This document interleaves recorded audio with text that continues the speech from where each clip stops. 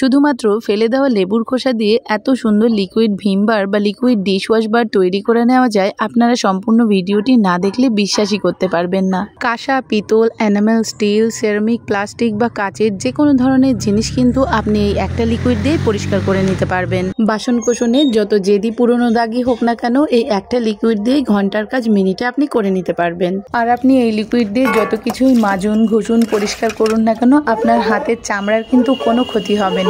বন্ধুরা, এই ফেলে দেওয়া লেবুর খোসা দিয়ে বাসন মাজা লিকুইড সাবান তৈরি করার জন্য খুব বেশি খরচ হবে না। খরচ হবে শুধুমাত্র 5 টাকা। এই 5 টাকার ভিম বার সাবান নিয়েছি। এটা আমি এই লিকুইড সাবান তৈরির বেসটা তৈরি করে নেব। আর লাগবে আমাদের এই ফেলে দেওয়া লেবুর খোসাগুলো। এই লেবুগুলো আমি পিস পিস করে কেটে রস বার করে নিয়েছি। এবার এই লেবুর খোসাগুলো আমি সিদ্ধ করে নেব। তার জন্য দিয়ে দেব কড়াইয়ের মধ্যে জল। কড়াইয়ের মধ্যে বেশ একটু বেশি পরিমাণে জল দিয়ে দেব, কারণ এই গরম জলটাই আমাদের কাজে লাগবে। আর একটু দিয়ে দেব, কারণ এই লেবুর খোসাগুলো সিদ্ধ হয়ে আরও কিছুটা জল থাকতে হবে। এই যে লেবুর খোসাগুলো আমি দিয়ে দিচ্ছি। ঠিক এরকম জোরে জোরে জাল করে লেবুর খোসাগুলো আমি সিদ্ধ করে নেব। তো এই লেবুর খোসাগুলো এভাবে সিদ্ধ হতে থাকুক। এরই মাঝে আমি ওই ভিম বার সাবানটা গ্রেট করে নেব, মানে একটু গুঁড়ো গুঁড়ো করে নেব। বন্ধুরা, লেবুর খোসায় আছে প্রচুর পরিমাণে অ্যান্টিব্যাকটেরিয়াল প্রপার্টিজ, যার কারণে এই লিকুইড বার দিয়ে যখন আমরা বাসনকোসন ধুয়ে পরিষ্কার করব, তখন কোনো রকম জীবাণু বা ব্যাকটেরিয়া বাসনকোসনে থাকবে না। তো ঠিক এইভাবে সাবানটা আমি গ্রেট করে নিই, যাতে তাড়াতাড়ি জলের মধ্যে গুলে যায়। একটু এরকম ছোট ছোট করে গ্রেট করলে তাড়াতাড়ি জলের মধ্যে গুলে যাবে। গ্রেট করে নেওয়া ভিম বার সাবানটাকে এবার মেল্ট করার জন্য আমি লেবু সিদ্ধ করা যে জল, সেখান থেকে কিছুটা জল আমি তুলে নিচ্ছি। এই যে এই লেবুর যে জলটা পেলাম, এর মধ্যে আমি সাবানটাকে মেল্ট করে নেব। এবার এই গ্রেট করা সাবানগুলো আমি দিয়ে দেব আমি এই জলের মধ্যে। এই দেখুন বন্ধুরা, এই লিকুইড সাবান তৈরির জন্য যে বেস দরকার, সে বেসটা বাজার থেকে কিনতে গেলে একটু ব্যয় সাপেক্ষ বলে আমি এটা বাড়িতেই তৈরি করে নিচ্ছি। এই সাবানটাকে ঠিক এইভাবে গুলিয়ে আমি এই লিকুইড সাবান তৈরির বেসটা তৈরি করে নিচ্ছি। এই দেখুন, লেবুর খোসাগুলো ভালো মতো সিদ্ধ হয়ে গেছে। এবার এই গ্রাইন্ডারের মধ্যে ভালো করে গ্রাইন্ড করে নিতে হবে। সিদ্ধ করা লেবুর খোসাগুলো সুন্দর করে একদম মিহি পেস্ট করে নিয়ে এসেছি। এবার আমি এই লিকুইড সাবানটা কিভাবে তৈরি করি আপনারা কিন্তু খুব মনোযোগ দিয়ে দেখে নেবেন। এবার এটা ছেঁকে নেব।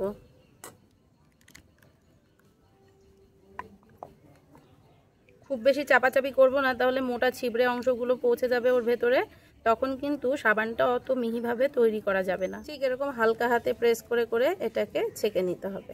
এবার যে সাবানটা আমরা মেল্ট করে নিয়েছিলাম, এটা আমি এই লেবুর খোসা সিদ্ধ করা এর মধ্যে দিয়ে দেব। দিয়ে দিচ্ছি। এটাকে এরকম নাড়াচাড়া করতে হবে যাতে দুটো ভালো করে মিশে যায় একসাথে।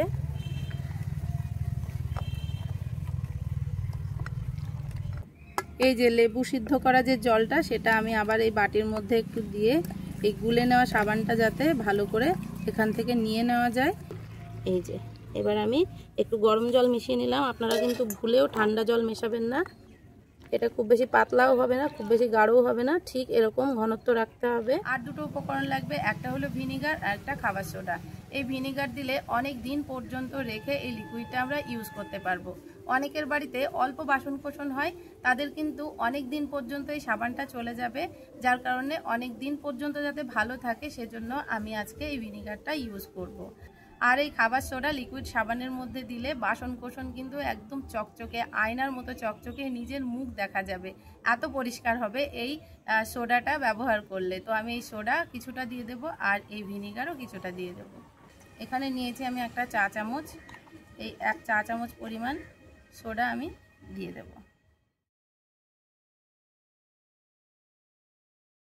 তো এবার ভিনিগার দিয়ে দেব আমি। এই ভিনিগারের সিপি 2 থেকে 3 সিপি। এতে লিকুইড সাবানটা অনেক দিন পর্যন্ত ভালো থাকবে, নষ্ট হবে না। এবার এই সমস্ত উপকরণগুলোকে ভালো করে মিশিয়ে নিতে হবে। এবার এই লিকুইডটা আমি বোতলে ভর্তি করে নেব।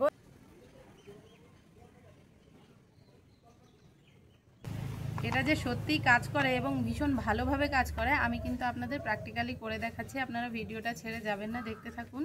এখানে একটা কড়াই নিয়ে নিয়েছি। এই কড়াইয়ের মধ্যে আলু পটল ভাজার একটা রেসিপি করেছিলাম, যার কারণে কড়াইয়ের নিচেটা অনেকটা কালো কালো দাগ এসে গেছে। আর এই লিকুইড দিয়ে এই দাগগুলো আমি কত ইজিলি মিনিটের মধ্যে তুলে দেখাবো, আপনারা দেখতে থাকুন। ভিডিওটা না কেটে পজ না করে রেখেই আমি আপনাদের ফাস্ট ফরওয়ার্ড করে দেখাচ্ছি কত ইজিলি মিনিটের মধ্যে কত তাড়াতাড়ি কড়াইটা পরিষ্কার হয়ে গেল। এবার জল দিয়ে ধুয়ে দেখাচ্ছি। দেখুন কড়াইটা একদম নতুনের মতো হয়ে গেছে। কত কালো কালো ছোপ হয়েছিল না, একদম উঠে নতুনের মতো সাদা ধবধবে হয়ে গেছে। কি বন্ধুরা, চোখে দেখে বিশ্বাস হচ্ছে না তো? একবার আপনি এই লিকুইডটা বাড়িতে তৈরি করে ব্যবহার করে দেখুন, ভীষণ উপকৃত হবেন। এইবার নিয়ে নিলাম একটা এঁটো বাসন। এর মধ্যে অনেকটা তেল চিটে রয়েছে। এটাও কত তাড়াতাড়ি পরিষ্কার, একদম আয়নার মতো চকচকে হয়ে যায়। সেটাও দেখুন আপনারা, বলেছিলাম না একদম আয়নার মতো চকচক করবে। দেখুন বন্ধুরা, থালাটা মেজে নেওয়ার পর কতটা আয়নার মতো চকচক করছে। বাইরের সমস্ত ছবি কিন্তু এর মধ্যে প্রতিফলিত হচ্ছে। আর এই শব্দটাতেই বোঝা যাচ্ছে থালার মধ্যে কোনো তেল চিটে ভাব নেই। বাড়ির একটা বড় গামলা, 2-3 বছরের পুরানো আয়রনের দাগ রয়েছে। দেখুন এই গামলাটা মাত্র 5 মিনিটের মধ্যে এই লিকুইড দিয়ে আমি পরিষ্কার করে নিলাম কত ইজিলি। তো আজকের ভিডিওটা আপনাদের কেমন লাগলো অবশ্যই কমেন্ট করে জানাবেন। ভিডিও ভালো লাগলে অবশ্যই একটা কমেন্ট করে হাইপ বাটনটা প্রেস করতে ভুলবেন না। আর আপনি যদি আমার চ্যানেলে প্রথমবার আসেন তাহলে অবশ্যই একটা লাইক দিয়ে চ্যানেলটি সাবস্ক্রাইব করে পাশে থাকবেন।